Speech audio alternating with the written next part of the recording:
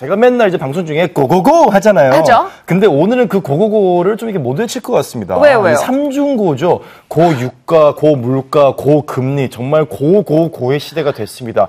자, 전 세계적으로 지금 요동을 치고 있는 세계 경제 위기 상황 박종훈 기자님과 자세히 한번 알아보겠습니다. 안녕하세요. 네, 안녕하세요. 안녕하세요. 지난주에 결국 미국 연준이 금리를 0.75%포인트 인상하고 말았어요. 어떡하죠? 네. 그렇죠. 원래 연준이라는 것은요, 한 번에 금리를 올릴 때는 0.25%포인트를 올린다. 이게 지금까지 관행으로 굳어져 있었거든요. 근데 이걸 한꺼번에 3번 합친 것만큼 올리다 보니까 이거 이름을 자이언트 스텝이라고 할 정도로 금리를 한꺼번에 올린 건데요.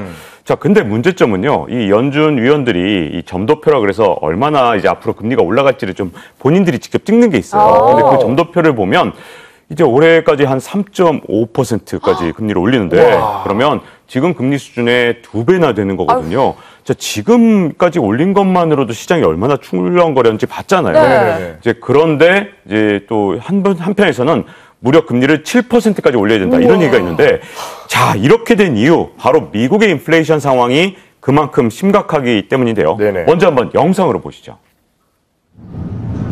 저의 출근길 뉴저지 집에서 주로 자가 차량을 이용해 맨하튼 사무실로 출근합니다. 주유는 일주일에 한 번 정도 합니다. KBS 뉴욕 지국에서 가장 가까운 주유소를 찾았습니다. 뉴욕 기름값이 비싼 편이지만 급할 땐 주변 주유소를 이용할 수밖에 없습니다. 가득 채우려니 $80 이상이 필요한 상황. 그렇다면 1갤런당 휘발유 가격은 얼마일까? 여기 보시면은 1갤런에 6.499달러라고 되어 있는데요. 제가 지난 2년 전에 영수증과 한번 비교를 해보겠습니다. 2년 전 2달러대 초반이었던 기름값, 지난해 3달러대가 됐고 올해 초부터 4달러를 넘어서 최근 뉴욕 주변 주유소는 보통 1갤런에 5에서 6달러대. 미국 전역의 휘발유값 평균도 5달러를 넘었습니다. 심지어 6달러대로 오른 주도 있습니다. 다른 나라에 비해 자동차 의존도가 높다는 미국. 시민들은 할 말을 잃었습니다. Oh my goodness, it's so expensive. I am paying almost triple the amount I was paying before. 점심시간이 되어 팀원들과 함께 사무실을 나섰습니다. 야외 취재나 출장이 없을 때 가끔 찾는 곳, 미국에서 다이너라고 불리는 평범한 식당입니다. 코로나19 규제가 풀리면서 식당 안은 손님들로 북적였습니다. 햄버거와 파스타, 그리고 토스트 세트를 각각 하나씩 주문했고 커피도 시켰습니다. 3명이 이렇게 기본적인 식사를 하려면 얼마나 들까? 맛있게 식사를 끝내고 계산서를 기다려봅니다. 땡큐. 깜짝 놀랐습니다. 저 가격이 많이 올랐네요. 지금 계산서를 받았는데요. 팁까지 포함하니까 약 91달러, 우리 돈으로 치면 약 11만 6천 원 정도가 나왔습니다. 미국의 식료품 가격 1년 전에 비해 육류, 가금류 등은 14.2%, 곡물, 빵 가격은 11.6% 올랐습니다. 그러다 보니 올해 소비자 물가지수 41년 만에 최고인 8.6% 올랐습니다. We currently face macroeconomic challenges, including unacceptable levels of inflation. 그런데 이뿐만이 아닙니다. 맨하튼 중심부, 매물로 나와 있는 한 아파트를 찾았습니다. 지은 지 오래됐지만 위치도 좋고 4인 가족이 살기에 적합한 침실 3개 아파트. 최근 들어 매매가는 큰 변동 없이 안정되어 있다고 합니다. 가격은 345만 달러. 그런데 문제는 월세라고 합니다. And if you wanted to rent an apartment like this, between $10,500 to $12,000 per month. 1 year ago, I would say we're probably looking anywhere between 15 to 20% less. 뉴욕시 주택의 평균 월세 가격은 1년 전에 비해 24% 올랐습니다. 미국 전체로 보면 30% 이상 오른 곳들도 많습니다. 사람들이 경기에 대한 확신이 없어 집을 사지 않고 월세를 선택하기 때문입니다. 최악의 인플레이션, 결국 금리를 대폭 올릴 수밖에 없는 상황. I do not expect moves of this size to be common. Continues our approach of expeditiously moving our policy rate up to more normal levels. And it will help ensure that longer-term inflation expectations remain well anchored at 2%. 하지만 이미 연준의 행동이 늦었다는 비판도 나옵니다. 풀릴 대로 풀린 돈이 물가는 올리고 반면 경기는 침체될 거라는 것. 내년에 본격적으로 위기가 시작될 수 있다고 합니다. 야, 이거 실제로 보니까 정말 좀 체감되는 네. 수준이 좀 남다른데요. 자, 지금 0.75% 자이언트 스텝을 지금 단행을 했지만은 그럼에도 불구하고 물가가 잡히기 어렵다는 전망이 또 있습니다. 네, 그 이유가요. 지난주에도 말씀드렸던 것처럼 사실 인플레이션은 심리다라는 말이 있을 정도로 사람들의 심리가 진짜 중요하거든요. 네네. 그런데 자이언트 스텝만으로 과연 그런 심리를 꺾을 수 있느냐? 이런 비관적인 전망이 있습니다. 자, 그러다 보니까 훨씬 더 금리 인상 속도가 앞으로도 빨라질 수 있다. 이런 얘기가 있는데 자, 그러면 어떤 나라들이 어렵냐면요. 바로 신흥국들이 어렵습니다. 왜냐하면 신흥국 같은 경우는 워낙 지금 현재 물가 상승률도 높은데 미국에서 이렇게 금리를 막 올린다. 네. 그러면 자금이 쫙 빠져나가잖아요. 그렇죠. 그렇게 되면 신흥국들 입장에서는 물가도 올랐는데 이렇게 되면 환율까지 문제가 생기면서 굉장히 어려움에 빠지게 되거든요. 자, 그래서 국부가 유출되고 여러 가지 문제점이 생기다 보니까 지금 벌써 약한 고리에서 문제가 생깁니다. 바로 네. 스리랑카, 잠비아, 지금은 레바논 같은 나라들인데 맞아요. 자, 이런 나라들이 무너지면서 점점 더 조금 더 상태가 괜찮은 나라들이 무너지기 시작하면 이걸 도미노 현상이라고 부르거든요. 네. 그래서 지금 금리를 계속 올리게 되면 혹시라도 그런 나라들이 도미노 현상으로 어렵게 되지 않을까 이런 고민들이 있는 거죠. 그것도 참 위험한 현상이겠네요. 네. 근데 앞서 영상에도 좀 나왔지만 휘발유 가격 계속 오르는 것도 참 문제예요. 네, 그렇죠. 미국 같은 경우에 지금 앞에 영상에서도 보셨지만 네. 1갤런의 평균 휘발유 가격이 $5를 돌파했는데 네. 도심 지역 같은 경우는 $6가 넘는 경우도 우와. 있거든요. 근데 1갤런이 3.8리터니까 우리나라 돈으로 2,040원이 넘는 경우거든요. 1리터에. 네. 자, 그러면 우리나라보다는 싼 거 아니냐 네네네. 이렇게 생각하시는 분도 계시겠지만 미국이라는 나라가 우리나라보다 유류세가 훨씬 낮기 때문에 유류세가. 네, 미국으로서는 진짜 이 정도로 엄청난 유가는 기름값은 네. 한 번도 경험하지 못한 엄청난 진짜 전대미문의 사건이거든요. 네. 자, 이게 뭐 당장 소비자 물가 상승률에서 이렇게 유류 관련만 보면 바로 휘발유 가격이 지난해 같은 기간보다 무려 48.7%가 와. 폭등을 했는데 그 미국 사람들이 그러니까 이젠 뭐 곳곳에서 절도 사건도 벌어지고 암시장에서 거래도 이루어지고 하는 정도로 혼란을 지금 겪고 있는 상황입니다. 아니 근데 궁금한 게 미국도 산유국 아닌가요? 산유국 정도가 아니라 세계 최대의 산유국이죠. 그렇죠. 근데 왜 기름값을 못 잡는 거죠? 그러게요. 일단 첫 번째 이유는요. 일단은 뭐 미국 사람들이 워낙 대중교통이 잘 안 돼 있으니까 휘발유 소비량도 굉장히 많고요. 근데 문제점은 이게 뭐 시간이 가면서 점점 더 늘어날 수밖에 없는 게 코로나19로 그동안 억누였던 수요가 막 폭발을 하고 있습니다. 그런데 미국에서는요. 원래 5월 달부터 9월 달 노동절까지를 드라이빙 시즌이라고 부를 정도로 운전을 참 많이 하거든요. 그러니까 수요가 폭발적으로 늘어난 건데 문제는 공급이 그걸 따라가지 못합니다. 왜냐하면 그동안 코로나19 때문에 이 정유 시설이라든가 아니면 뭐 여러 가지 시설들을 전혀 투자를 하지 않았어요. 그러니까 노후화되고 여러 가지 문제점들이 생겼는데 자, 이제 코로나19 때문에 소비량이 늘어나도 그러면 사람들이 이제는 뭐 유가가 $110, $120 1배럴에 이렇게 네네. 굉장히 가격이 올라가니까 그러면 지금부터라도 이 생산 설비에 투자를 하면 되는 거 아니냐 네. 이런 얘기를 하신 분들이 있을 텐데 문제점은 뭐냐면 네. 이제 전기차로 다 바꾼다는 거 아닙니까? 그래서 친환경으로 다 바꾼다는 건데 자, 석유 기업들 입장에서는 자기들이 열심히 생산해서 시설 투자를 했는데 그때부터 석유가 안 팔리면 진짜 큰 문제잖아요. 그러니까 네. 차라리 지금 비싸게 계속해서 파는 게 낫지 않겠느냐 이런 심리가 좀 깔려 있는 겁니다. 그래서 이 바이든 대통령이 정유사에 막 직접 편지도 쓰고 그렇다면서요. 바이든 대통령은 아주 지금 급했죠. 네. 난리가 났습니다. 왜냐하면 인플레이션 때문에 자기 인기가 자꾸만 떨어지니까 정유사들한테 뭐 계속해서 압박을 가하고 있어요. 그래서 약간은 엑선모빌 뭐 이렇게 연설 때 강요를 했는데 네. 올해 신보다 더 많이 벌었다. 도대체 미국인들이 이렇게 고통을 받고 있는데 너희들은 어떻게 증산도 안 하면서 엄청난 이익만 보고 있느냐. 그래서 7개 정유사한테 심지어 편지까지 보낸 겁니다. 자, 그런데 가만히 있을 정유사가 아니거든요. 정유사들은 이런 입장이에요. 엑슨모빌 같은 경우는 직접적으로 압박을 받았잖아요. 네. 그러니까 반박을 했습니다.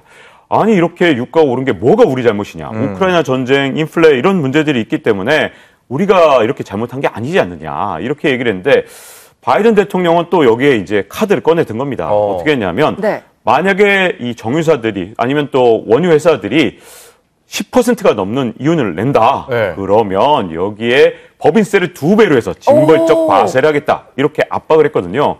근데 정유사들도 이거 다 압니다. 왜냐하면 이건 입법이 필요한데 미국 공화당이 찬성을 해줘야 되거든요. 찬성을 과연 해줄 것이냐. 네.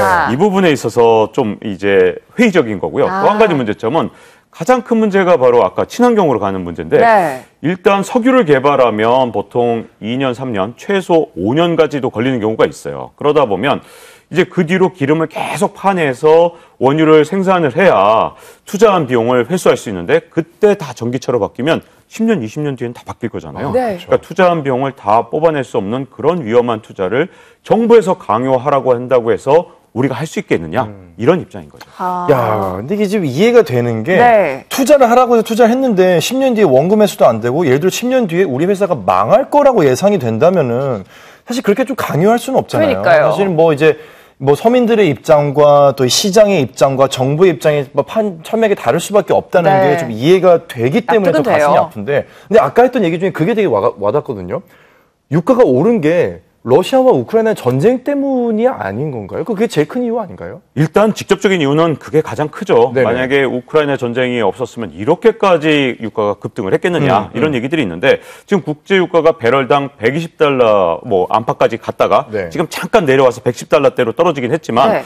지금 이렇게 국제 유가가 엄청나게 높은 거 분명히 우크라이나 전쟁과 관계가 있는데 자 여기에 러시아가 침공을 한 거잖아요. 네네네. 근데 정작 러시아 같은 경우는 세계 최대 수출 국가였습니다. 그렇죠. 원유에서. 네. 그러다 보니까 지금 이렇게 뭐 서방에서 제재가 계속되고 있지만 유가가 계속 오르니 러시아한테는 그렇게 나쁘지 않은 상황이 계속되고 있는데요. 지금 과연 러시아 상황은 어떤지 화면을 한번 먼저 보시죠. 자, 이 침공 후에 절반 가까이 폭락했던 루블화 가치가 현재 전쟁 전 수준보다 훨씬 더 올라간 상황이죠. 그러네요. 자, 이것만이 문제가 아니고요. 한때 러시아 중앙은행 같은 경우에는 워낙 상황이 급하다 보니까 기준금리를 20%대까지 올렸었는데 이걸 다시 예년 수준으로 экономического 낮췄습니다. блицкрига не удалось.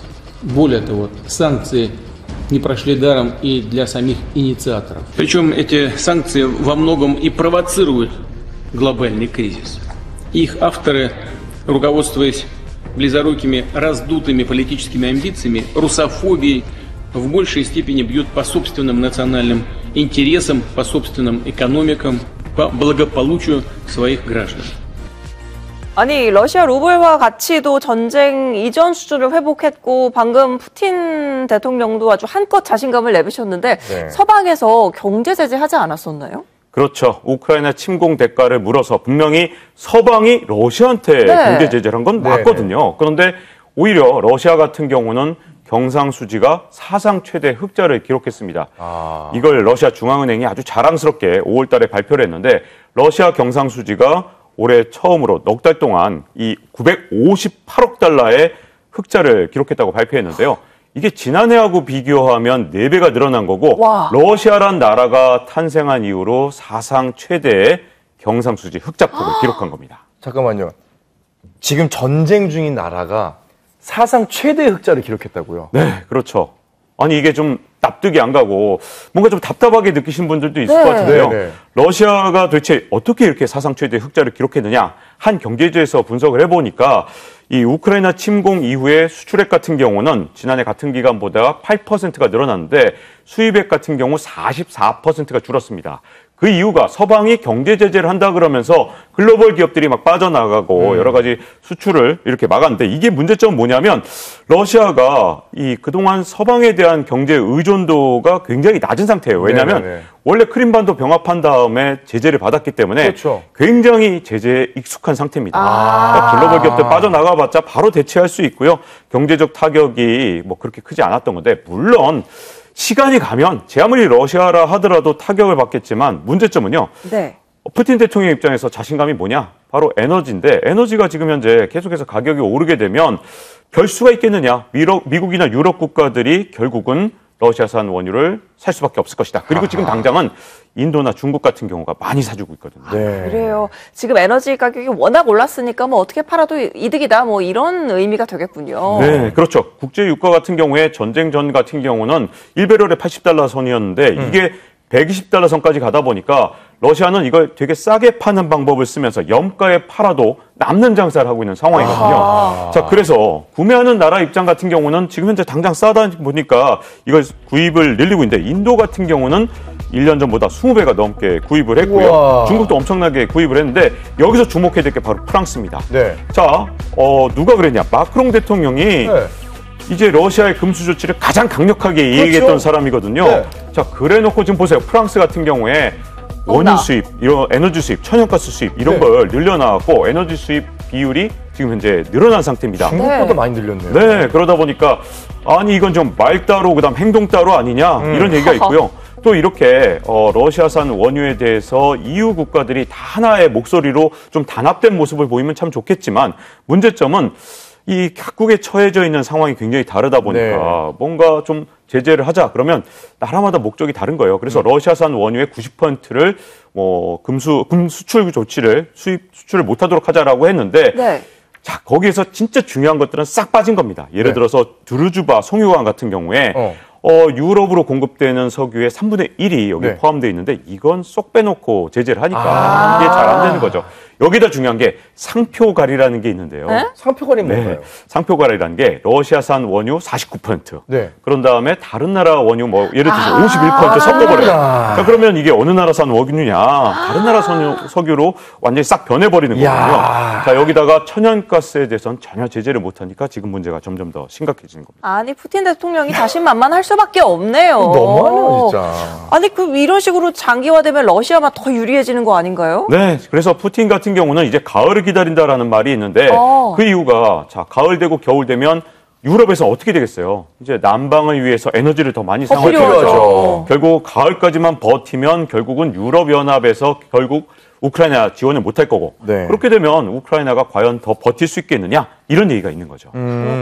자, 이제 또 그 중동 순방에 관한 이야기들이 지금 바이든 대통령에게서 나오고 있는 것 같은데 사우디아라비아 방문을 또 주목하고 있다고요? 네, 원래 바이든 대통령이 등장하기 전까지 사우디랑 뭐 예를 들어서 미국이랑은 뭐 우방 중에 우방이었죠. 네. 그런데 이게 문제점을 좀 거슬러 올라가면 2018년에 자말 카슈쿠지라는 이 사우디의 언론인이 피살되면서 문제가 발생했는데요. 자, 이 국제적 후폭풍이 굉장히 컸던 사건인데 이 자말 카슈쿠지 같은 경우는 사우디가 볼 때는 반정부 언론인이에요. 그래서 이 미국으로 망명한 다음에 워싱턴 포스트지의 이 칼럼니스트로 활동을 했는데 2018년에 카슈쿠지가 터키에 있는 사우디 영사관을 방문했다가 진짜 끔찍한 방법으로 살해당했거든요. 그래서 바이든 대통령이 자, 인권과 민주주의의 기치하에 사우디를 무슨 일이 있어도 왕따를 시키겠다. 이렇게 얘기를 했었거든요. 자, 그런데 그랬던 바이든 대통령이 지금 사우디에 가서 제발 원유 생산량 좀 늘려주세요. 이렇게 되다 보니까 지금 이것 때문에 말이 많습니다. 미국 내에서는 자, 인권 포기한 거냐. 이런 비판을 받고 있고 또 국제적으로는 야, 그렇게 잘 나가던 미국이 이제 와서는 꼬리를 내린 거냐. 이렇게 또 놀림을 받고 있는 상황입니다. 그러면 이번 순방 결과에 따라 좀 유가 내려갈 수도 있겠네요. 자, 바이든 대통령이 사우디 순방한다 이렇게 공식 발표를 하니까 유가가 살짝 내려왔어요. 바로 기대가 있는 거죠. 이런 정상회담 전에 실무회담이 다 이루어지기 때문에 일단 간다면 이건 분명히 뭔가 협상이 있을 것이다. 이렇게 보는 건데 자, 근데 사우디 입장에서 보세요. 그동안 얼마나 모욕을 당했으니까 뭔가 갚아주고 싶은 생각도 있을 거고 또 얻어낼 것도 굉장히 많습니다. 특히 이란하고 복잡한 국제관계가 있기 때문에 아마도 이란에 더 강력한 제재를 하라. 절대로 이란을 국제사회로 복귀시키면 안 된다. 이런 요구들을 할 거기 때문에 중동의 역학관계가 달린 아주 중요한 그런 정상회담이 될 가능성이 있거든요. 이게 아무래도 앞으로 국제유가를 뒤흔들 수 있을 만큼 아주 강력한 원인이기 때문에 우리 해볼만 아침에서도 계속해서 지켜봐야 될 중요한 문제가 됩니다. 아, 그렇습니다. 이제 다음 달인데 바이든 대통령 사우디 방문 이후에도 계속 이야기 전해주실 거죠? 네, 물론이죠. 네, 그러면 오늘 여기까지 듣겠습니다. 함께해 주셔서 고맙습니다. 네.